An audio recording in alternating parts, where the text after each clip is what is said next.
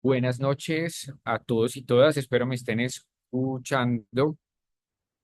Eh, es un gusto estar aquí con ustedes, con los profesores y profesoras en este webinar. Una vez más, de todos los jueves cada mes. Ya estamos terminando nuestro diplomado y hoy tenemos una sesión muy especial porque tenemos un invitado que además es un colega que conozco hace rato y con el que vamos a poder aprender un montón de cosas nuevas en esta fase del diplomado en la que estamos construyendo un proyecto y nos vamos a dar cuenta de que hay otras opciones de narrar novedosas y poderosas que pueden llegar a públicos distintos también. Hoy vamos a tener el gusto de hablar con Oscar Parra. Oscar Parra, bueno, yo lo conozco de hace rato y me sorprendió mucho cuando me hicieron la nota biográfica porque tiene un montón de cosas en su currículo que yo no sabía. Una de ellas, bueno, yo sabía que era ingeniero de sistemas de la Universidad Nacional, eso sí lo tenía claro porque desde que lo conozco, él trabaja con datos y ha sido un obsesivo de los datos y eso lo hace también un gran periodista porque busca el dato donde debe estar y un ingeniero tiene también un ingeniero que maneja sistemas, que maneja datos, que le gusta la matemática, pues tiene esa afinidad con un periodista de investigación. Pero además tiene un máster en periodismo de la Universidad CEO de San Pablo, cursó el LED Program de la Escuela de Periodismo de la Universidad de Columbia en Nueva York, es profesor de la Universidad del Rosario y de la Sabana, eso también lo sabía yo, allí da clase, y tiene 14 años de experiencia en el periodismo. Ha trabajado en medios como semana.com, donde fuimos colegas, en botebien.com. Ya les hablará él de ese programa también, porque fue una iniciativa muy interesante de medio de comunicación dedicado a la política. Y verdadabierta.com, que es uno de los medios que ha hecho un trabajo juicioso de cubrimiento de los temas que tienen que ver con la memoria y con el conflicto armado en Colombia.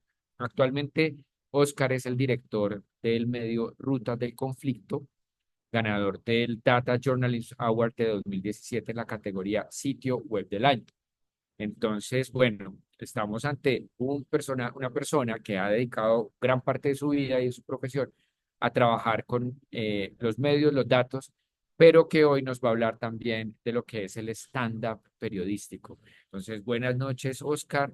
Bienvenido a este espacio de webinar donde vamos a compartir con profesores y profesoras interesados en el periodismo y en utilizar las herramientas que les ofrece esta hermosa disciplina para trabajar con los estudiantes. Bueno, César, muchas gracias por la invitación, hombre, por la presentación también. Eh, no, y a la FLI por este espacio. Eh, Bien, ¿no? Pues acá yo creo que son unos minutos para charlar sobre algunas cosas nuevas que hemos estado haciendo en Rutas del Conflicto. Nosotros, todo está muy como, a principio era como muy datos, muy informático, muy hacer herramientas, pero yo creo que en los últimos años hemos tenido como un camino más como de buscar cosas y espacios para contarle a la gente de una manera un poco menos digital.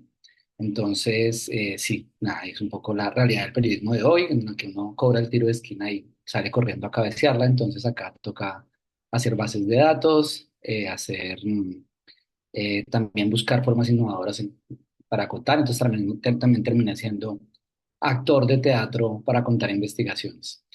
Y bueno, nada, pues acá les voy a contar rápidamente un par de cositas con unas diapositivas que traje, no demoramos demasiado y luego pues ya nos ponemos a conversar. Hace unos, eh, vamos para 3 años, hemos ido como construyendo, no sé si ahí están viendo la pantalla, construimos ahí con Rutas del Conflicto como unos nuevos formatos pues para empezar a contar las historias usando como las anécdotas que nos pasaban, digamos como que nos fueron surgiendo como algunas ideas y surgió esto que llamamos como stand-up journalism, ahora también le llamamos stand-up periodístico un poco más castellanizado. Y es una idea que surgió por ahí en el 2019. Yo estaba en Nueva York como paseando y por ahí por Broadway vi algo que decía como Life Magazine, y estuve viendo, y lo que hacían era como unos periodistas se sentaban en un par de sillas y empezaban como, eran, eso sí, la mayoría de investigaciones como relacionadas a viajes, entonces mostraban muchas fotos, y pues me pareció chévere, pero me pareció un poco aburrido. Pero me parecía como, me puse a pensar, porque siempre, un poco como entre los colegas, siempre que nos vamos a tomar como algo con licor, ojalá, y o que vamos a comer algo, siempre uno empieza como a contar cosas que nos pasaron y que a lo mejor pueden sonar muy increíbles pues para gente que no está normalmente en el entorno periodístico. Entonces me ponía a pensar y dije, sería muy chévere como tener un espacio de eso en el que uno muestre una investigación a partir de las anécdotas que uno pues, le pasaron. Hay una cosa y es que también pues todos en Colombia y en Latinoamérica pues venimos de unas escuelas de periodismo en la que lo que le pasa al periodista pues no es relevante para la historia. Entonces pues no, hay grandes cronistas, ¿no? Que sí le meten ahí toda la cosa, pero normalmente en esto como el periodismo de investigación, a veces es muy injusto porque la gente va y lee el final del reportaje, pero pasaron un montón de cosas ahí dentro para obtener esa información y no se publican. Pero digamos que me parecía que además la anécdota era un elemento como súper importante para poder contar el hallazgo periodístico. Es evidente que no buscamos ser el centro de la historia, queremos que la historia pues siga alrededor de los protagonistas, ¿no? De la gente que le pasa lo que nosotros queremos contar, pero que como gancho narrativo pues esté lo que nos pasa a nosotros. Hasta este momento llevamos 5 investigaciones que hemos como construido en ese formato. Tiene su versión en texto, tiene su versión un poco más tradicional, pero luego pues tiene esto que está acá. Entonces la primera fue esta que se llama Indígenas Desplazados por la Palma, que la vamos a presentar mañana aquí en la COP, en Cali. Esa pues ya lleva su tiempo, la hemos ido como actualizando y creo que además fue como lo que nos ocurrió en ese viaje fue como tan particular que ahí fue donde yo me di cuenta como, mierda, esta historia vale la pena contarla en un espacio para que la gente sepa qué fue lo que nos pasó y de paso aprovechamos y hacemos algún tipo como de ejercicio interactivo para mostrarles las cosas tan enredadas que están detrás de la investigación, como por ejemplo los papeles de la tierra, ¿no? Digamos, hacer investigaciones sobre la historia de la propiedad en Colombia son súper enredadas, entonces ahí no aprovechaba. Y pues también creo que tuve como la enorme fortuna de que uno de mis mejores amigos empezó a ser fotógrafo, él es administrador turístico y hotelero y aparte él es guía turístico. Entonces pues le dije pues no, venga, y usted que hace fotografías, acompáñeme y pues ya él va para 4 años siendo periodista, fotoperiodista. Y pues la otra cosa que es muy buena es que él es guía turístico, entonces digamos especialmente en zonas bien como alejadas hay muchas cosas que creo que él puede aportar además, inclusive pues como eh, para ayudarle a uno pues en caso de que pase alguna cosa rara. Entonces ahí pues contamos una historia de una comunidad indígena que fue desplazada por un hermano de una persona que es muy famosa que se llama Carlos Matos, el hermano es Alfonso Matos. Es un excongresista de la República y pues que fue desplazada por un proyecto de Palma, esta comunidad indígena. Y pues digamos que todo el viaje allá fue una cosa pues medio absurda. Digamos que cuando alguien lee el texto no se imagina pues todo lo que pasó allá atrás y eso pues está relacionado con que íbamos a meternos un poco a escondidas a la finca del señor Alfonso Matos a tomar unas fotografías sobre unos daños ambientales y en la avioneta, que es una avioneta muy pequeñita de 6 personas en la que viajamos desde Villavicencio hasta el Bichada, pues no sabíamos y en la mitad del camino me enteré que la persona que iba atrás de nosotros y que estaba hablando encima de eso con mi amigo era Carlos, era Alfonso Matos. Y digamos que pues eso hubo un montón de susto, luego aterrizamos allá, digamos un montón de cosas que creo que ayudan pues para que la gente se enganche narrativamente y poder contar otras cosas. Esa fue una, luego hablamos de otro tema enredadísimo, enredadísimo, que es el mercado de bonos de carbono, por ahí de un proyecto de bonos de carbono en el Guaviare, en el que un señor colombiano que un poco sus colaboradores lo hacían pasar como alemán, porque se llama Helmut, pero se llama Helmut Gallego. Nunca a la gente le decían el apellido Gallego. Entonces le decían, no, es que Helmut, y pues la gente asumía que era alemán. Él también se vendía un poquito como alemán. Pues digamos que le ofreció a una comunidad indígena un contrato por 100 años, ¿no? Les hizo firmar un contrato por 100 años, al final él para montar un proyecto de bonos de carbono. Él al final no lo firmó, pero pues eso tiene unas implicaciones pues que rompieron como la comunidad, lo mismo pues mismo lo hizo en el Baupés, entonces ahí también, esa fue la segunda que hicimos, ya que incluimos a una periodista que es la subdirectora de rutas, que es Pilar Puentes, que es como que fue la como investigadora principal en esa investigación. Tenemos otra que se llama La Colonia Menonita en el Llano, basada también un poco en lo que le pasó a Pilar, llegando, digamos, a unas tierras que están en manos de estas colonias que vienen como de México, pero que son originarias de Europa, y que están en unas tierras que reclaman unas comunidades indígenas Sicuani, entonces esa también la tenemos ahí. Y hay otra más que sacamos este año eh, sobre la minería ilegal, sobre la ganadería, el cultivo del coca alrededor de de los ríos que llegan al río Caquetá y cómo afecta eso a los parques de Nueva Chiribiquete, a unos parques nacionales que no nos suenan mucho, pero que son como súper importantes para la Amazonía, el Alto Fragua, Indiguasi, el Chimborazo. Esa es otra. Y la última es un poquito más experimental. Esa la sacamos este año. Vamos a tener una función. Aprovecho para promocionar, hacer autobombo. El 3 de diciembre volvemos a presentarnos ahí en el Teatro Libre, el Chapinero. Esta la digo un poco más experimental porque todo lo anterior se basaba como en las anécdotas para enganchar a la gente. Y de alguna manera esas anécdotas pues generan, digamos, risa, ¿no? En algunas personas les genera empatía. Aquí la cosa era muy jodida porque la historia es sobre un poco como digamos, como la sistematicidad de los falsos positivos, de estos crímenes de Estado que llamamos de una manera como tan simplificadora falsos positivos, surgen en Antioquia, específicamente como en el oriente antioqueño, como hay unos batallones de la Brigada Cuarta que están totalmente como volados en cifras de asesinatos entre el 2002, 2003, 2004 y 2005, como eso se replica luego hacia el Casanare, pero pues acá la anécdota, pues no, o sea, es un tema muy jodido y entonces acá como que el formato acá cambió un poco. Aquí lo que hacemos es que en 5 actos actuamos, aquí sí actuamos, no es una cosa tan del stand-up, acá hay 4 periodistas tratando como de recrear 4 momentos claves de la investigación, de cómo se nos ocurrían las ideas, de cómo construíamos las bases de datos. Y en medio de todo esto hacemos entrevistas en vivo. Entonces, traemos, por ejemplo, a víctimas, ¿no? Acá la señora que ustedes ven a la izquierda, ella es doña Lucero Carmona, es madre del joven que está ahí atrás, que fue asesinado.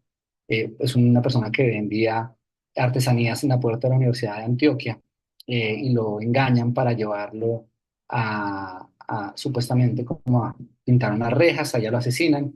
Ella logra, luego de mucho esfuerzo, encontrar el cuerpo de su hijo y pues hacemos entrevista ahí. Acá, la función pasada entrevistamos a Oscar Parra, que es mi tocayo, que es el magistrado de la JEP, que digamos ha estado como metido de cabeza en este caso en Antioquia y en Casanare. Entonces ahí mismo hacemos varias entrevistas.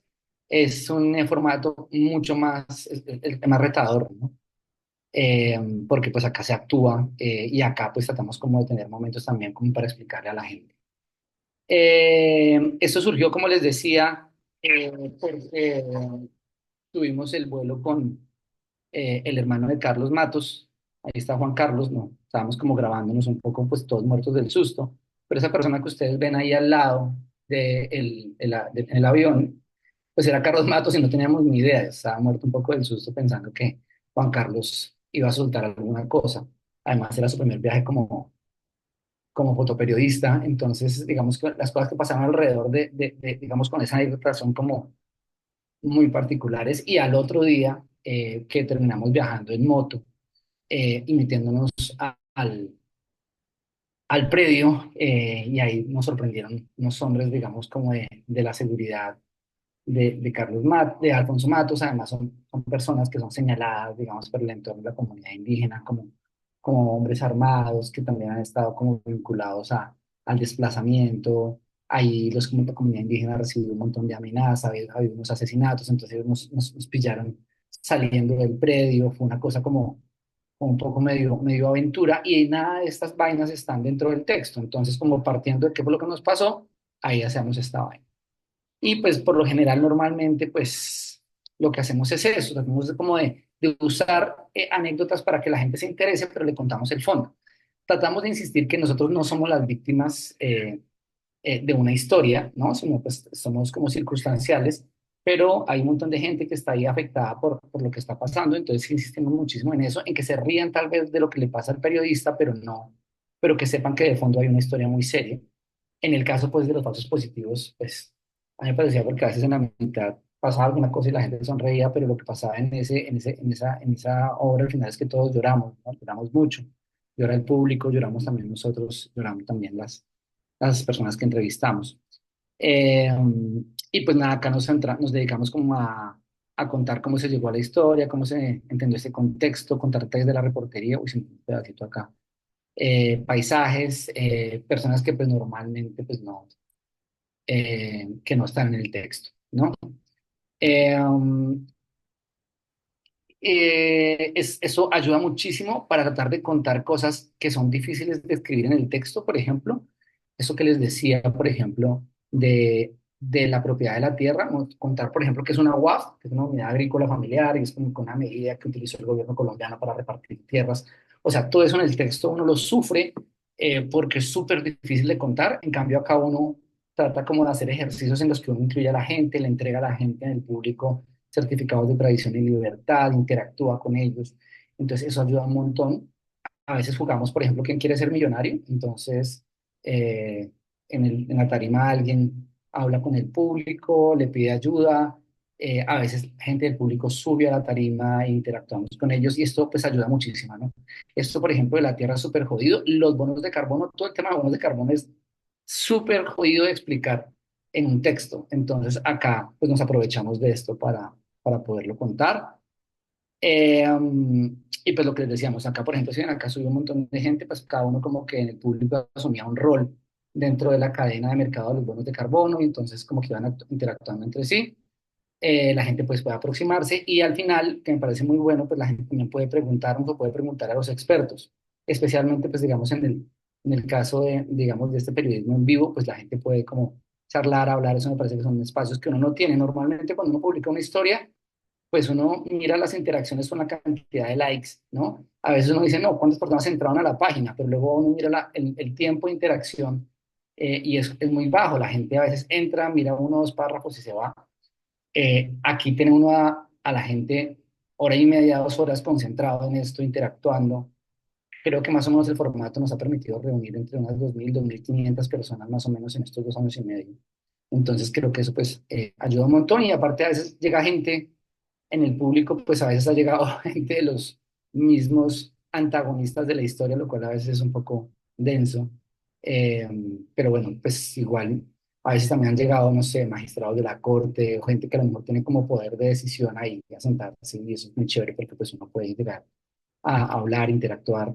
Después, por ejemplo, la de falsos positivos, me llamaron de la JEP y me dijeron que me iban a llamar como una indagatoria, o sea, como para que aportara, no mentiras, pues como una cosa así como necesitamos que usted vaya porque necesitamos, o sea, usted de dónde sacó la información, nos parece como que usted tiene que entregarla porque es súper clave para no sé qué. Eso. Y además fue un funcionario que estuvo en el teatro, ¿no?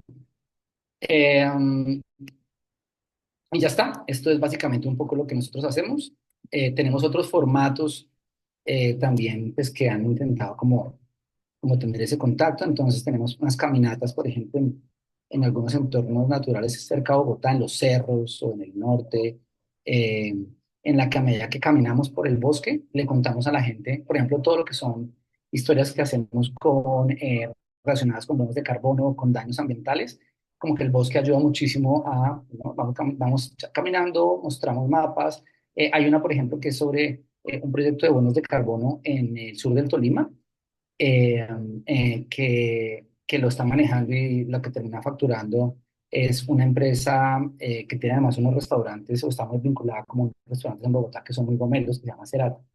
Entonces, nosotros aprovechamos el paisaje, ¿no? Entonces, allá a veces vamos a caminar al parque entre nubes y desde ahí mostramos, ¿no? En esa montaña que ustedes ven al fondo, entonces allá los campesinos subieron, bajaron, aprovecharse un poco como del entorno geográfico y visual para contar esa historia es muy chévere. Y además tenemos otros recorridos en el centro, en Bogotá, también aprovechando como algunas cosas claves de memoria para contar historias, ¿no? Entonces, hablar, por ejemplo, de algunos lugares olvidados del Bogotazo o de la toma y retoma del Palacio de Justicia para contar un poco más como el avance del conflicto armado con las investigaciones y los datos que tenemos. Esa es un poco como la ñapa que también estamos explorando ahora y pues ya ahí dejo a don César a ver cómo, qué cosa puedo contestarle. Bueno, Oscar, no, muchísimas gracias por esta breve introducción a lo que es el stand-up periodístico. Que además, para contarles también hay otras alternativas. He conocido otros proyectos aquí en Bogotá, por ejemplo, hay uno que se llama Radio Bestial, que hacen recorridos turísticos por Bogotá, pero para tratar de contar cosas que pasaron y recrean a través de la radio. Les entregan radios antiguas a la gente y van poniendo audios de lo que pasó en ciertas zonas de la ciudad. Ustedes pueden recrear, por ejemplo, lo que pasa en la calle 10, que es la calle de la Fatiga, esta que queda del Colegio San Bartolomé subiendo para en el centro de la ciudad y así van recreando la ciudad. Bueno, creo que son formas de narrar que animan un poco y también obligan un poco a conectar estos datos que son hiperduros, ¿no? Lo que estabas hablando, yo creo que una cosa que podríamos reclamar todos los que estamos asistiendo a esta conversación es un poco un glosario que nos cuentes qué son bonos de carbón, quién es Matos, porque uno como periodista da por sentado que eso lo sabe todo el mundo. Probablemente algunas personas lo conocen, pero no todos sabemos qué es eso. Y yo creo que aquí va la pregunta también, una pregunta más de fondo, y es, tú has estado trabajando con datos al principio, sos ingeniero, venís haciendo un trabajo con rutas que empezó con identificando las masacres en el país y los mapas y geolocalizando eso.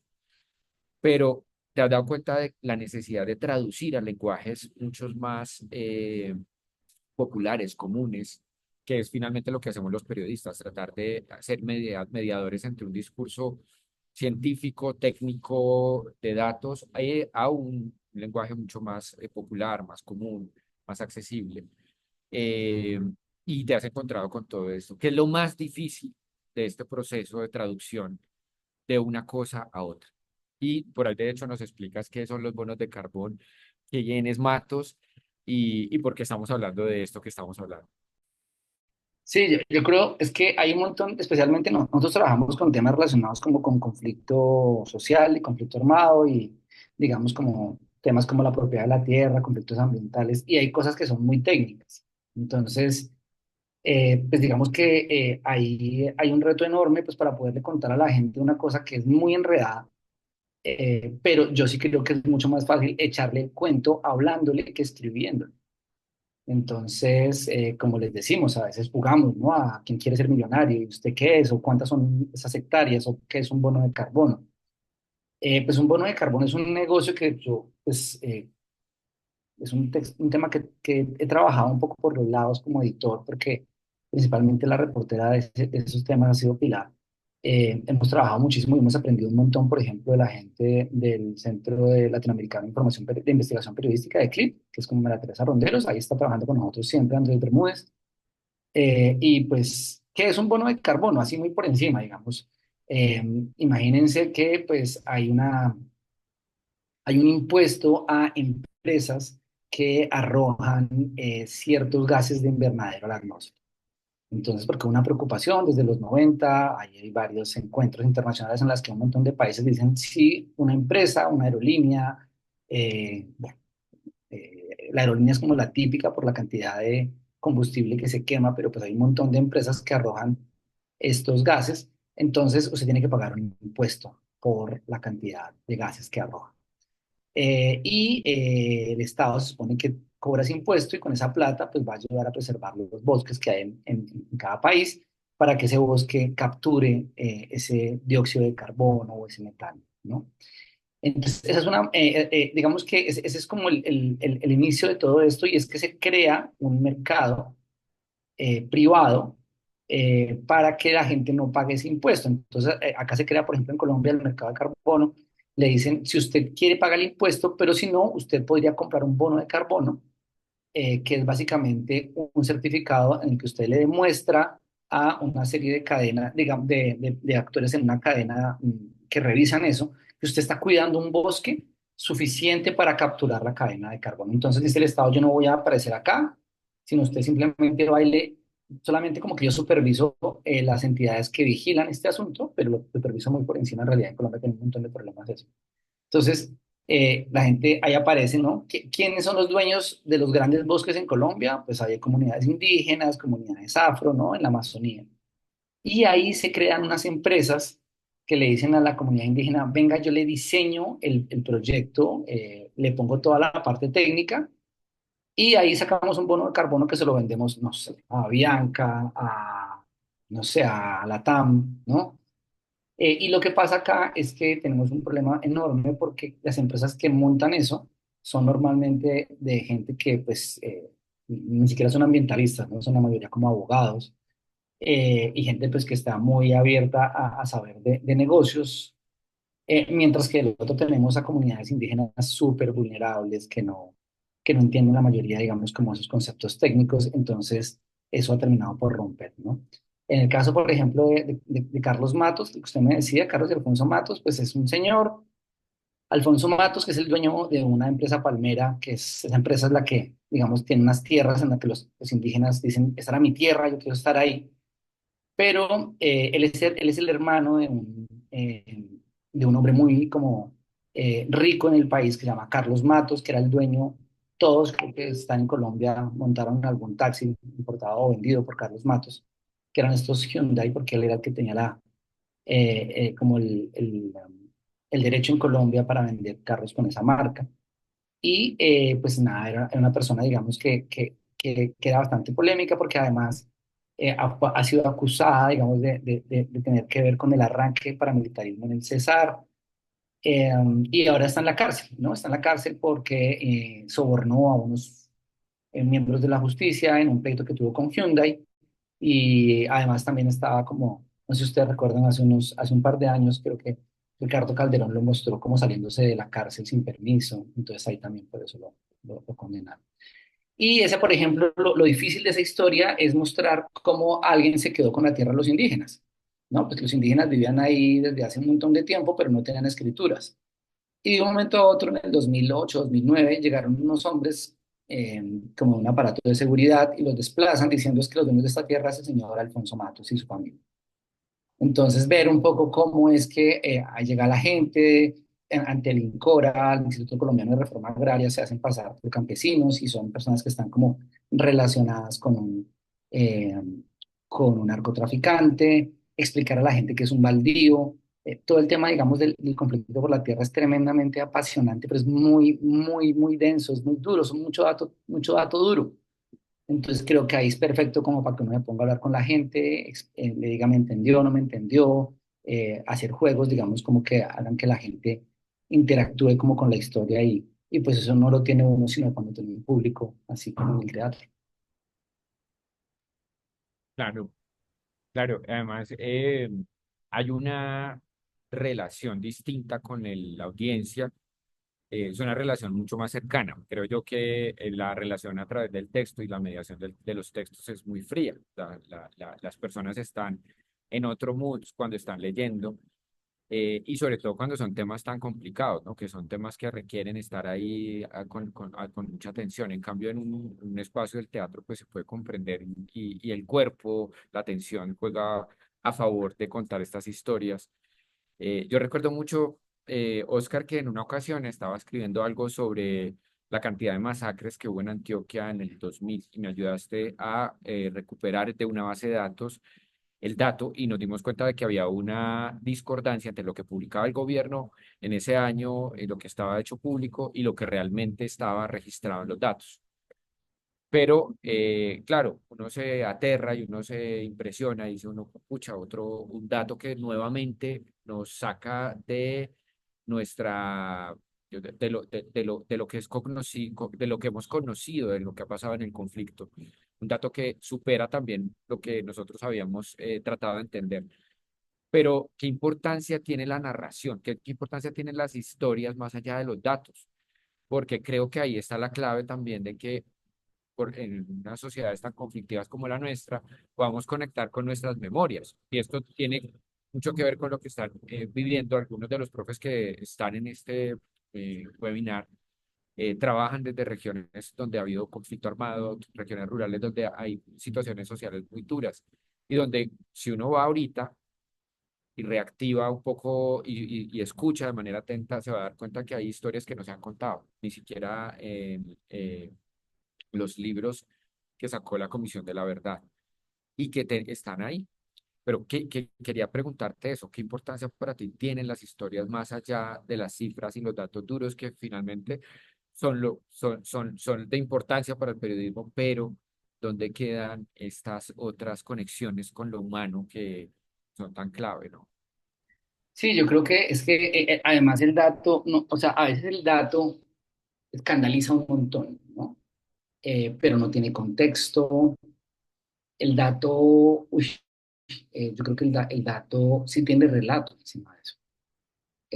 Entonces, sí, el dato tiene un relato enorme de cómo se construye, del contexto que estoy publicando o el que estoy dejando de publicar. Entonces, yo creo que hay que acompañar el dato con historias, ¿no? Digamos, y con un contexto grandote, de dónde salió ese dato. Y ahí, yo creo que hay una cosa, por ejemplo, cuando nosotros hicimos la primera base de datos, con la que nació Rutas del Conflicto hace 10 años, que es la base de datos de masacres. Yo me acuerdo que eh, yo me acuerdo mucho que salimos al aire, hubo unas discusiones ahí con la gente del Centro Nacional de Memoria Histórica, que era como, pues digamos, como el padrino del proyecto junto a Verdad Abierta. Y decíamos, bueno, pero tratemos de generar algún espacio de interacción. Entonces, publicábamos la historia, publicábamos, ¿no? Y estructurábamos la base de datos muy de ingeniero, ¿no? Las víctimas, la fecha, la longitud, la latitud, aproximada.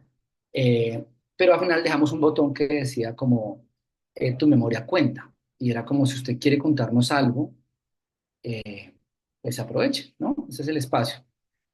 Yo me acuerdo del primer correo que recibimos y era una masacre que había ocurrido en Caldas, que es un municipio ahí del entorno de Medellín, en el que en la masacre un grupo de paramilitares hizo un recorrido por varias casas ahí en una zona rural y mató a varias personas, incluyendo a una pareja que fue asesinada pues casi que enfrente de su niño de 4 o 5 años, ¿no?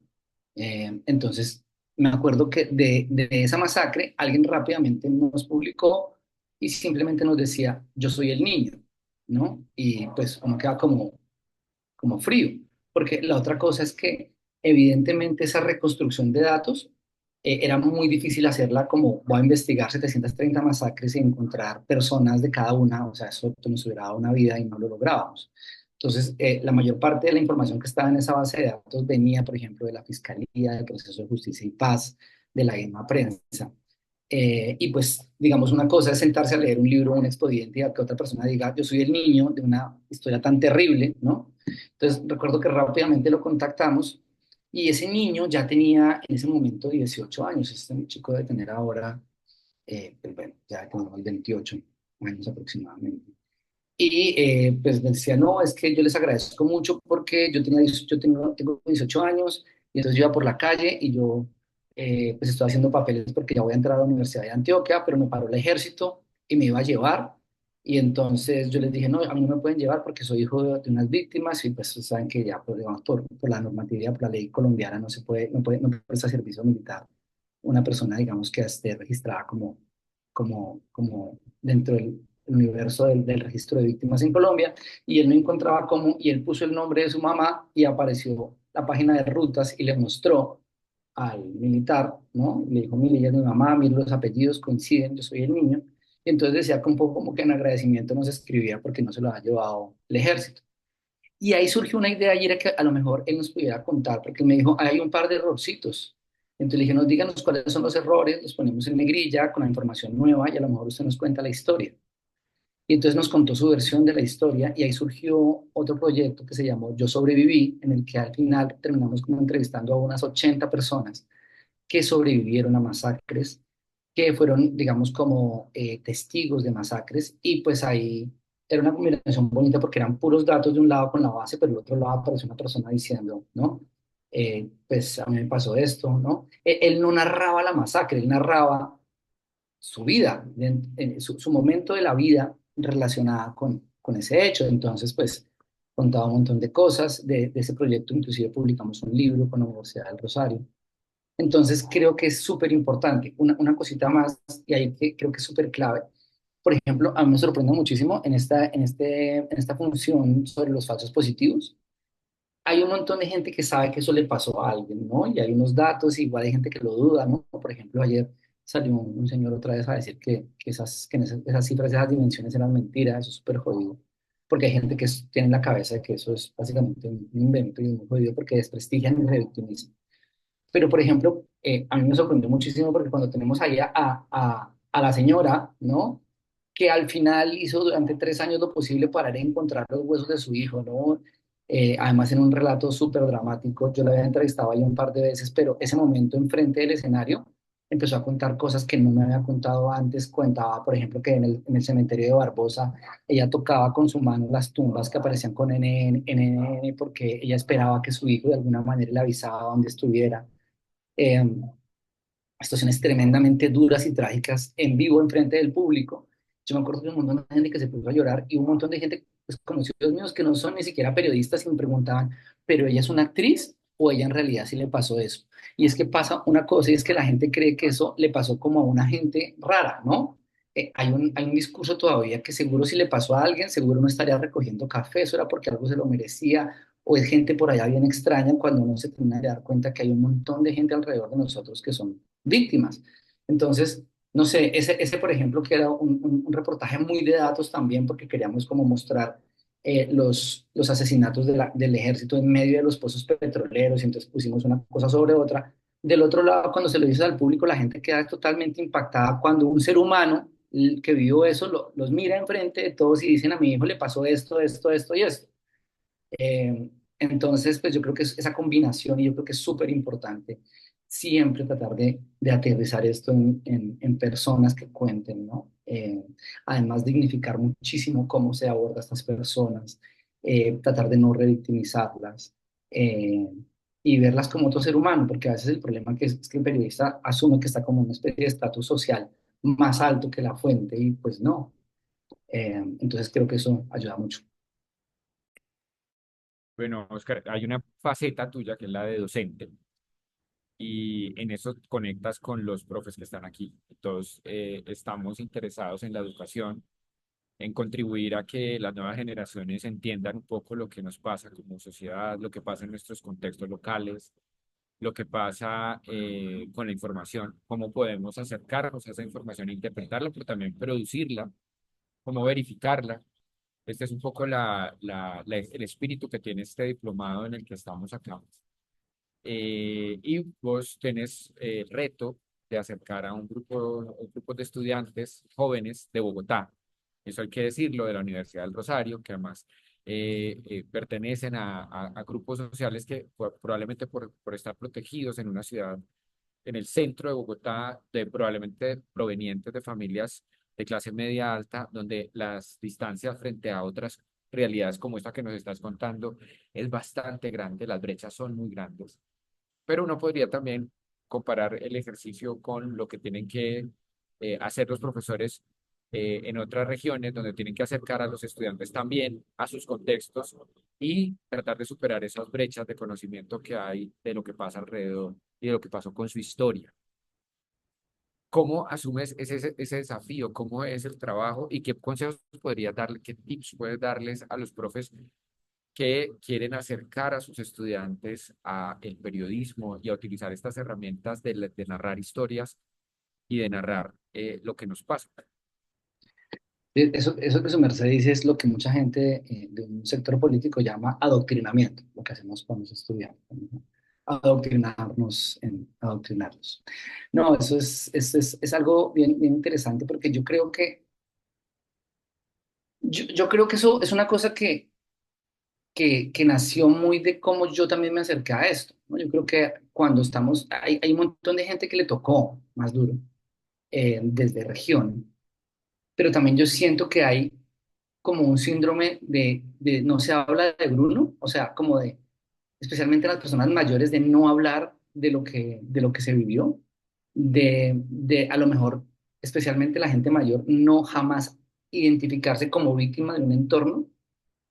Eh, entonces, yo pues evidentemente, afortunadamente no estuve en un espacio o en un entorno tan violento, pero pues mis padres evidentemente son desplazados de Boyacá, de la otra violencia, pero pues uno no habla de desplazamiento en ese momento, aun cuando pues mi abuelo era analfabeta, mi papá apenas hizo la primaria, pero hay unas circunstancias económicas, de seguridad, que termina arrojándolos y termina, es una frase, es una palabra súper ñoña de la Comisión de la Verdad, descampesinización, la descampesinización del asunto. Entonces, como usted ya deja de ser un campesino, usted tiene que irse para la ciudad.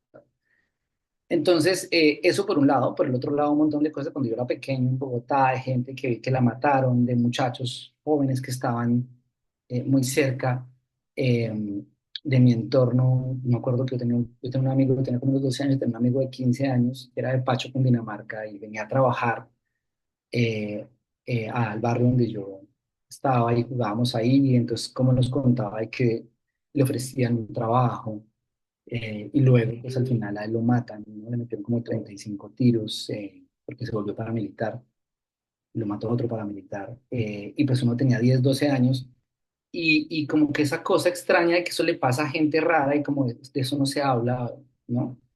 Cuando yo ya con el tiempo pues me hice periodista y empecé a trabajar temas de derechos humanos, el tratar de hacer un match, digamos, eso me cambió la vida, me cambió la perspectiva también. Y yo creo que eso es súper súper importante pensar de la manera en cómo uno se acercó a ese tema, ver cómo, qué puede elementos utilizar ahí para acercarse, para tratar de llevarlos a gente que ha estado muy, muy ajena a esa situación.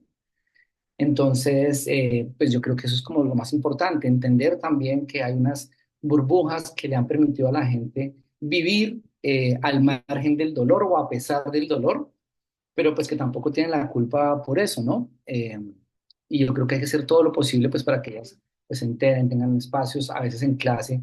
Eso a veces es súper jodido, pero por ejemplo llevar, por ejemplo, a personas que sufrieron dentro del conflicto al salón de clase para que ellas pregunten, para que digamos, en entornos lo menos victimizantes, revictimizantes, ¿no? Que la gente, sí, como que aprenda el valor también, que a mí me parece que es una cosa importantísima y es enseñarle a los chicos que no es que las víctimas en general en el periodismo, las fuentes no son dispensadores de información, o sea, yo no voy y le succiono la información que necesito y luego me voy y me desaparezco, sino que hay una dignidad de las personas, ¿no? Que inclusive le dan a uno el tiempo para contarle su historia, digamos, en cualquier cosa de periodismo, pues sacan su tiempo para hablarle, pero las víctimas, pues mucho más, ¿no? O sea, imagínense que uno en la vida haya tenido que vivir un suceso tan trágico como una violación, la desaparición de un hijo, por ejemplo, el asesinato en muy malos términos de un ser querido, de un hermano, y que uno vaya y toque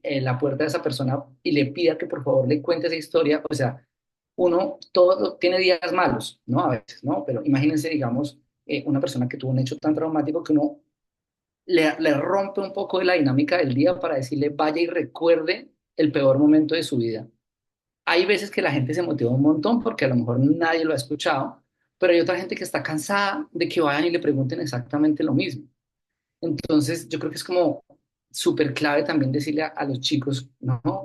En entornos periodísticos, piense que quién es la otra persona que está ahí, eh, piense que también puede sufrir al contar la historia, cómo puedo acompañarlo en caso de no, qué pasa si la persona le dice no quiero, no quiero contar, no quiero recordar, pues tiene todo su derecho, ¿no? Hay una cosa que a veces yo discutía con algunos colegas y yo creo que la dignidad de la persona está por encima del interés periodístico. Y eso es súper cuestionable, hay gente que dice que no. Pero yo creo que sí. O sea, si alguien dice, yo no quiero contar lo que me pasó, no quiero volver a recordar, tengo momentos privados que hacen parte de la memoria individual y de mi comunidad, debería eso estar por encima del interés general mero de conocer una historia. Entonces, yo creo que hay que trabajarle mucho a eso, invitarlos, ¿no? Tratar de que la gente salga y se rompa esa burbuja, porque mucha gente asume, ¿no? Que el mundo es esa burbuja, es que ni siquiera es Bogotá. A mí me parece que eso es injusto, porque yo creo que la gente de Bosa ni siquiera está en esa burbuja, ni tampoco la de Ciudad Bolívar, ni la de Engativá. La gente cree que el país es el corredor centro-oriental de Bogotá, o sea, que es el centro, Chapinero y un poquito de Usaquén. no hay que salir, ¿no? Y ver que la gente que está allá, ¿no? También dejarla un poco como la colonia, la Colombia profunda, ¿no? Pues, parce, son ciudadanos que viven, que tienen unas formas además de vivir y que a pesar un poco del abandono del Estado, saben cómo hacen sus cosas y es súper interesante escucharlos, interactuar, eh, no darle voz, esa es la otra cosa que también yo les voy a dar, no, no, la gente tiene voz propia, vaya y escuche, los conozca, los interactúe, que lo escuchen, aprenda también, ¿no? Y eso es como súper importante.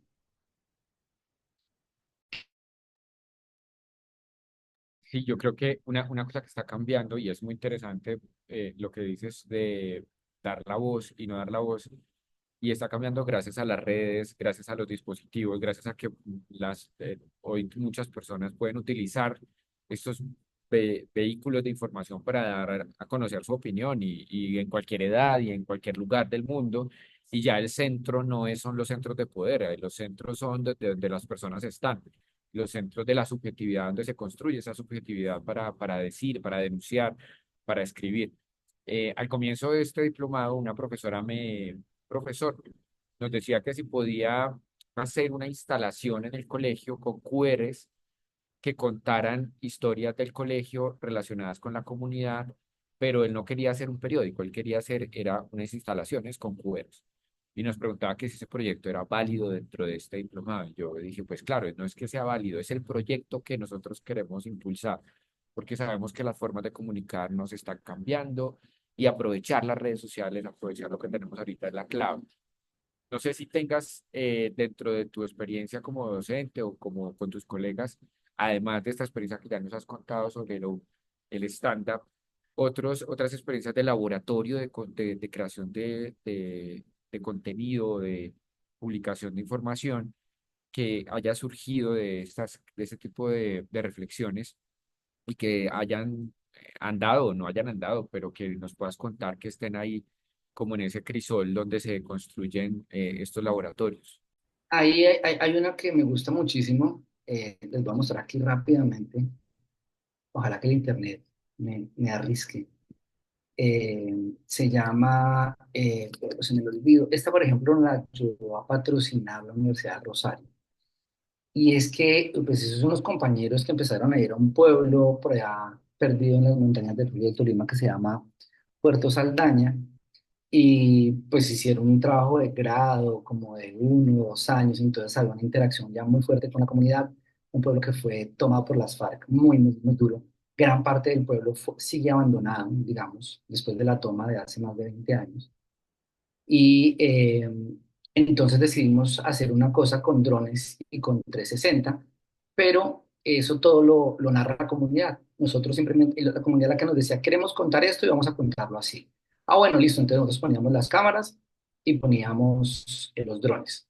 Y entonces ellos decían, yo quiero salir así, quiero salir así. Y entonces, por ejemplo, los que narran, por ejemplo, esta historia, pues es una señora de allá que va contando qué le pasó al pueblo, dónde está el señor que vende, por ejemplo, aguacates, que allá se le perdió tal cosa, el señor cuando hubo la cosa guerrillera, la parte abandonada del pueblo para que la utilizan los niños, pero pues toda la narración la hizo la gente del pueblo.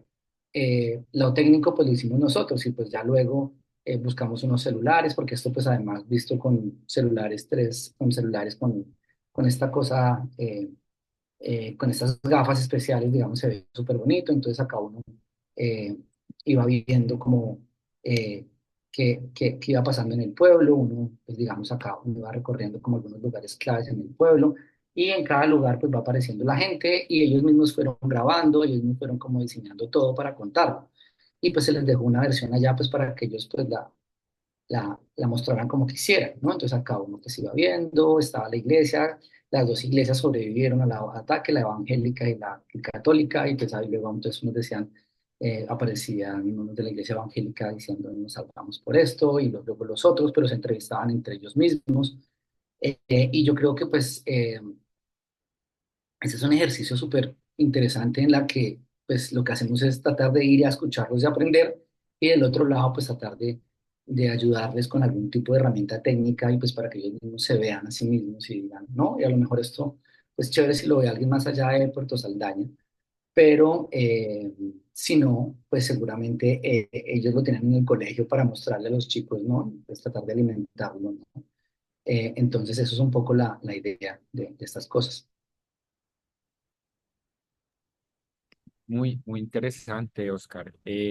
Bueno, estamos llegando ya a al final, pero queremos abrir el espacio para que los profes y las profes y los profes hagan preguntas y les animo a que enciendan la camarita y le puedan dirigir la pregunta directamente a Oscar. Y pues también queremos agradecer la presencia de todos los que están, de Orfa, Paola, Laura, Madeleine, Karen, Poli, bueno, todos los que están conectados. Hay una pregunta en el chat que la hace Germán López. Si quiere, encienda la cámara y la hace directamente para que los conozcamos.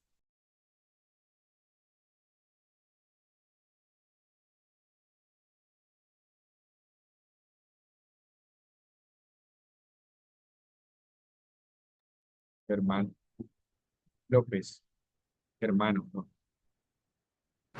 Está escribiendo que no tiene cámara y que el computador está como defectuoso.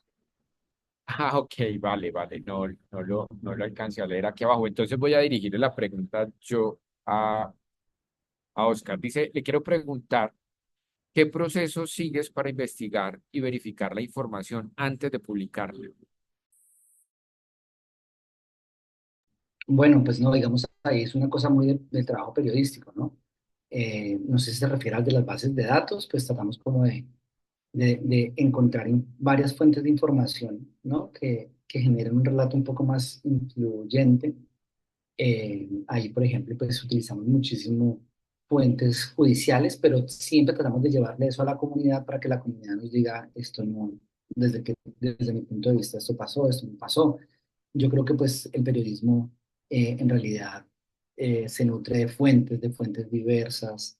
Entre más voces mejor. A mí a veces hay algunos estudiantes que me dicen, profe, ¿y cuántas fuentes debe tener ese texto? Pues las que debe tener, ¿no? Y pues, ¿cuántas son? Pues las que deben ser y del tipo que deben ser, ¿no? Que si son cuatro, pues hombre, si va a entrevistar a los cuatro que le digan lo mismo, pues no sirve para nada. Entonces, yo creo que, pues, que siempre hay que intentar eh, darle rigor a esto, ampliándolo con el mayor número de fuentes. Vale, Cindy Ramírez también tiene una pregunta. Hola, buenas noches a todos. ¿Cómo están? No sé si me escuchan bien. Ok. Bueno, no, mi pregunta va dirigida porque yo trabajo desde hace algunos años con organizaciones sociales y pues un poco como, obviamente en el colegio, una suerte de ejercicios alrededor de la comunicación popular. Y en estas sesiones de laboratorio que hemos venido desarrollando con la Universidad Distrital, para el diplomado en comunicación, nosotros tenemos un laboratorio de escritura. En ese ejercicio de laboratorio de escritura, los chicos decidieron hacer un escenario, realizar un escenario acerca de escritura creativa con el estallido social. Es un tema muy álgido que, digamos, continúa en desarrollo y que, digamos, trae a colación muchas de las víctimas de la PL, bueno, como muchos escenarios en este momento que se están dando alrededor de lo que ha sido pues el post-estallido social. Entonces, queremos realizar un texto con narrativas que hemos venido investigando y con el que hemos venido haciendo. Sin embargo, a veces uno de profes se queda corto como en esas estrategias didácticas porque al desarrollo mismo ha dado tanto para hacer que, digamos, se queda uno corto con esas estrategias. No sé si de pronto en el recorrido que ha tenido el profe, el comunicado, el ingeniero, nos pueda comentar cuál ha sido como esas didácticas que de pronto él ha utilizado en esos escenarios colectivos para lograr hacer que esas narrativas que se construyen a varias voces pues se conviertan en un solo texto.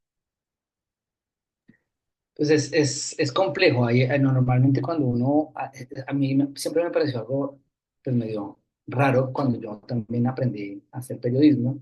Quienes me enseñaban siempre le decían a uno, o sea, no le explicaban a uno cómo hacer un reportaje, sino qué no debería tener un reportaje, ¿no? No hagas esto, no hagas esto, no hagas esto. Entonces, ¿qué hago? ¿Cómo demonios lo hago?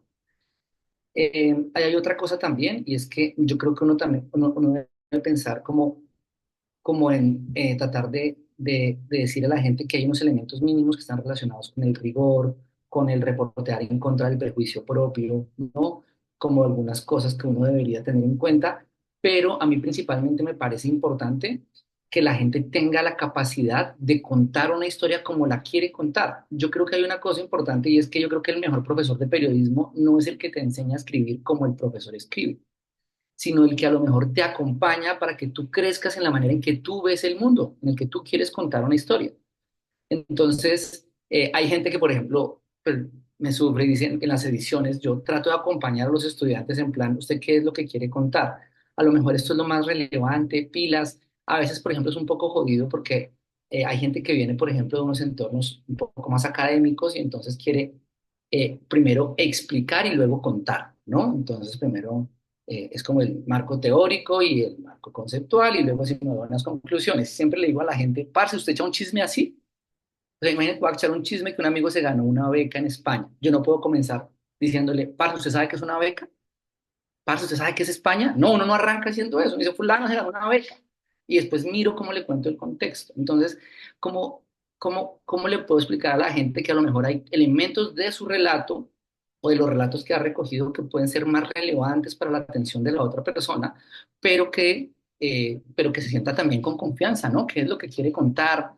Eh, que a lo mejor sobra o que hace falta en los relatos que van contando, porque como es que esto no es una cosa exacta, o sea, de verdad, acá cada quien ve el mundo y lo describe de una manera tan diferente a la otra y no hay únicas bellezas, no es que este texto es bello y es la única manera de hacerlo, no, hay un montón de formas de ver las voces de los demás a través, digamos, de la escritura.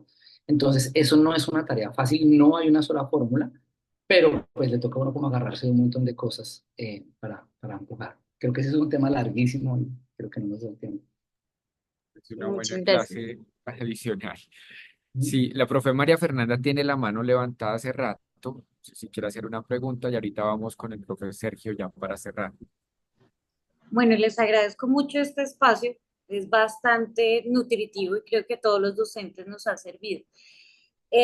Yo soy profesora de lengua y literatura en un colegio en República Dominicana. Entonces, cuando estoy tan lejos, me, por una parte me alegra estar cerca a mi país por este diplomado, pero por otra parte, como que me duele no estar ahí, como para poder trabajar con los chicos de mi país, con la temática que a mí me gusta.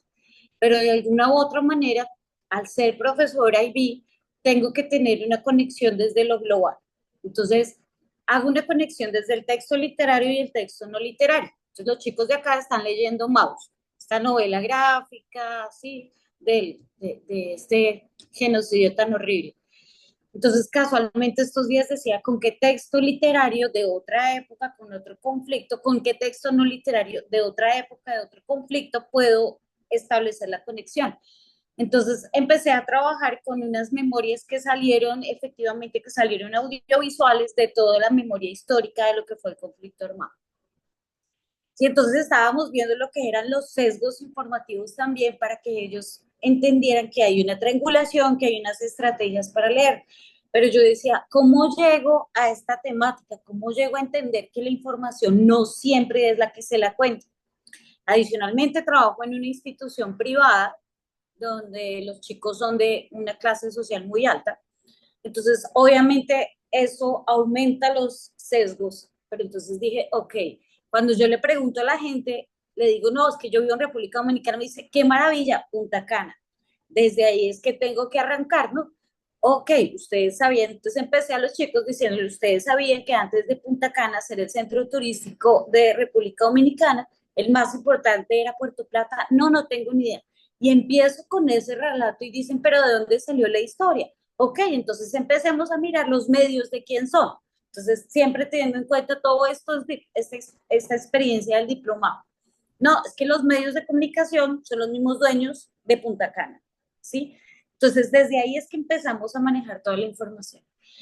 Mi pregunta es, y aquí es donde tengo un conflicto moral y ético muy fuerte, es cómo lograr que un chico que tiene, yo puedo intentar abrirle la mente a mis estudiantes, pero tienen unas familias O sea, si nosotros tenemos sesgos en Colombia, aquí es peor porque es un país muy chiquito, ¿no? Entonces yo decía, Dios, ¿cómo les abro la cabeza a estos chicos para que piensen más allá de lo que dice su papá? ¿Sí? Tengo un grupo de 36 estudiantes y dos pueden tener un pensamiento crítico frente a eso.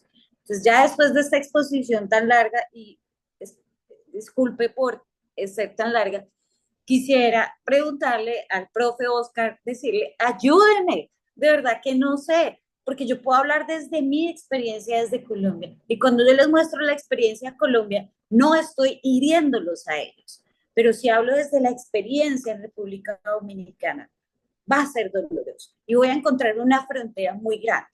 Adicionalmente, que hay un estigma, por ejemplo, con los haitianos muy fuerte, que es a la que yo quiero llegar al final después de trabajar Maus. O sea, el haitiano es el invasor, es el que se apoderó del país, el que nos viene a robar, dejando atrás todo ese legado histórico que hay y esa memoria histórica que hay siempre presente. Entonces, muchísimas gracias. Profe, no, yo tengo que decirle es a usted que nos explique cómo lo ha hecho, porque en realidad es que no hay una fórmula. El luchar contra el prejuicio es algo muy complicado, además porque genera una violencia enorme de vuelta, una violencia del entorno familiar. Yo me acuerdo, una estudiante, estábamos en la mitad de la pandemia, ella creo que es familiar del entorno empresarial de Frisbee, entonces es alguien como de la clase alta de Pereira y estas cosas, y entonces me acuerdo que nos conectábamos y empezó a aparecer por ahí en una finca, y yo decía, oye, ¿usted por qué no está en su casa? Y al rato pues me enteré que se agarró con el papá por la clase que teníamos de periodismo de paz y que empezó a decirle cosas al papá y entonces se emberracó y se fue para otra finca y como que se fue de la casa porque se emberracó, ¿no? Y el papá es como que para la universidad, se comunicó con la universidad, y que estaban adoctrinando a la muchacha, etcétera, etcétera. Hay una serie, digamos, de reacciones muy violentas, porque claro que hay un prejuicio muy fuerte que está relacionado contra la pobreza, contra las mujeres periodistas, contra los indígenas, contra los afro, contra los venezolanos en Colombia ahora, por ejemplo, en el caso de República Dominicana, pues contra los haitianos. Y tocar eso es súper, digamos, como que hay una reacción violenta cuando uno señala, ¿no? Cada vez que se le señala a un hombre que es machista, una reacción es, si yo tengo mamá, pues como, claro, imbécil, o sea, pues no. Eh, es una cosa muy, muy jodida. Yo creo que hay que hacer todo lo que esté en nuestras manos, pero eso es, o sea, es imposible luchar contra un, pues, digamos, el saber que uno vaya a derrotar ese prejuicio, porque aparte de ese prejuicio es tan grande que aun cuando uno es consciente, sigue en la cabeza de uno. Uno tiene que luchar con el prejuicio para que no se le salga. O sea, a veces uno en la mitad de todo eso dice, mierda, estoy actuando de una manera, ¿no? En un contexto, parce, esto no está bien. Pero porque obviamente desde el día uno de nacimiento hay unas maneras de ver al mundo en la que dicen que esta es, ¿no? Y aparte de eso, esos prejuicios se viven alimentando con el temor y el odio, ¿no? Entonces es como, esta persona siempre te va a hacer algo, pilas, si tú le das una ventaja, ¿no? Si tú no estás todo el tiempo como excluyéndolo, segregándolo, él se va a aprovechar de ti, va a venir a joderte, va a convertir a tus niños en transexuales, te va a robar, entonces es muy jodido. Yo creo que es una de las peleas enormes, grandes que hay que dar en este momento, porque hay una explosión gigantesca de desinformación que difunden discursos de odio discriminatorios y es muy jodido señalarlo. O sea, profe, me parece maravilloso que nos pongas a leer eso, que uno los traiga, que uno los acerque, que uno les rompa la burbuja, pero aún así es jodido, es muy complicado.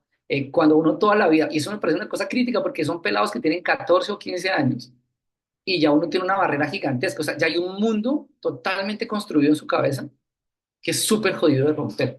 Entonces, pues no, profe, al contrario, seguramente sería bonito que en algún momento nos contaras tus experiencias para seguir aprendiendo ahí entre unos y otros.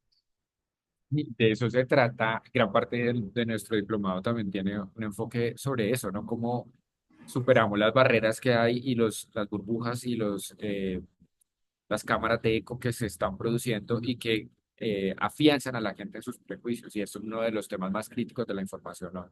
Bueno, para terminar, y ya estamos cerrando, gracias a los profes que están hasta ahorita, estamos cumpliendo ya una hora larguita, pero bueno, empezamos un poquito más tarde, pero para terminar, queremos escuchar al profe Sergio Cardona con esta última pregunta y ya damos el último anuncio de cierre. Hola, buenas noches.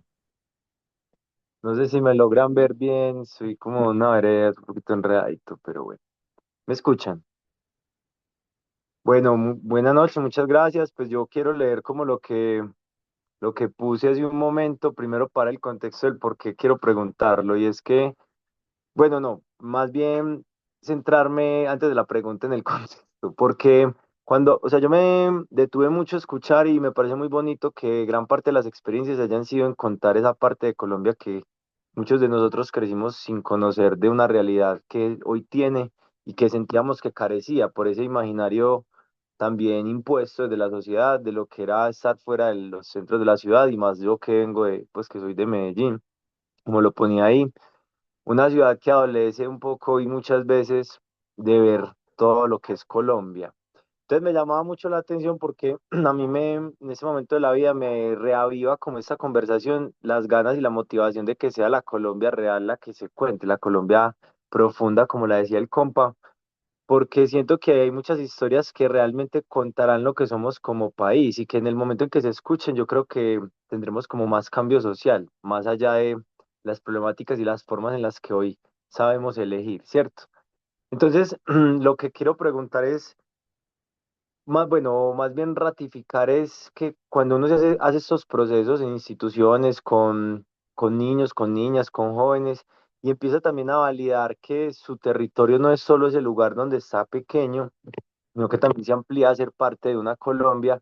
Yo creo que desde ahí, y no sé qué pensarán ustedes, se empieza como a tejer esa esperanza de que los territorios realmente se narren desde esa amplitud y que no pase como pasó en el plebiscito, que era el caso que yo centraba aquí, que Medellín votó 90 y algo por ciento no, pero fue un golpe durísimo para quienes pues sentimos como que los procesos sociales tienen como otra mirada desde la aceptación también y pues como desde también el entender que el otro y la otra no solo tienen diferencias, sino que tienen historias, que siento que es lo que no nos permitimos como sociedad ver. Y lo decía ahorita la profe anterior en cómo los padres se cierran en sus lógicas y al final quiero saber o sea, quiero entenderme a mí mismo en esta situación de hacer real que los niños, los niños y las jóvenes que están creciendo quieran ver esa Colombia completa. Entonces, como desde ahí, esa motivación me ha servido mucho, pero también pasa lo del caso Vorágine, donde entonces está como el otro lado, que es la Colombia también real, que es la Colombia que asesina, que es la Colombia que silencia,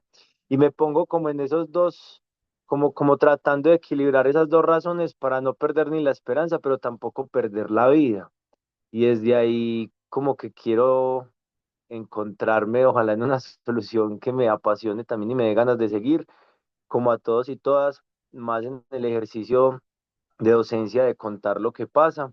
Y quiero entender desde la posición de la experiencia tanto del compa como de los de la Flip qué piensan de este caso y de estas situaciones que se viven, aún queriendo contar eso maravilloso que hay en Colombia, pero tan difícil que es. Y gracias. Bueno, Sergio, no, pues yo creo que es que somos hay una sociedad, ¿no? O sea, tenemos un montón de particularidades. Tendemos a veces a decir que somos como el mejor país del mundo, que somos el peor país del mundo. Y pues no, digamos, acá hay un contexto histórico enorme que explica de alguna manera o apoya las ideas que le permiten a uno entender qué le pasa a la gente, ¿no? Y tratar de contar eso sin los sesgos. Yo creo que tampoco no somos jueces para determinar, ¿no? Cuál es el análisis sociológico para ver cuál es un factor que hace que este país le pase. Eso es una sociedad tremendamente compleja. Y yo creo que uno que puede contar las dos cosas, ¿no? Uno puede contar la historia linda, por ejemplo, de gente víctima que trabaja junto a desmovilizados de la guerrilla y tienen un negocio de rafting en unos lugares que estuvieron como escondidos por la guerra durante muchísimo tiempo. Pero pues al mismo tiempo sí hay que contar que estas personas ahora han tenido que dejar de hacer eso porque ahora llegó otra vez la violencia y eso es tremendamente doloroso. El cubrir, yo no les niego, el volver a cubrir otro ciclo de violencia a mí me ha vuelto mierda, me ha afectado otra vez. A veces uno anhela y dice yo, ¿no? En el proceso de paz uno tiene como, era como muy inocente, y entonces uno decía, no, yo creo que se firma esto y no vamos a seguir hablando de conflicto armado, seguramente voy a dedicarme como al periodismo cultural, o me iré y tendré unas vacas o alguna cosa hago, ¿no?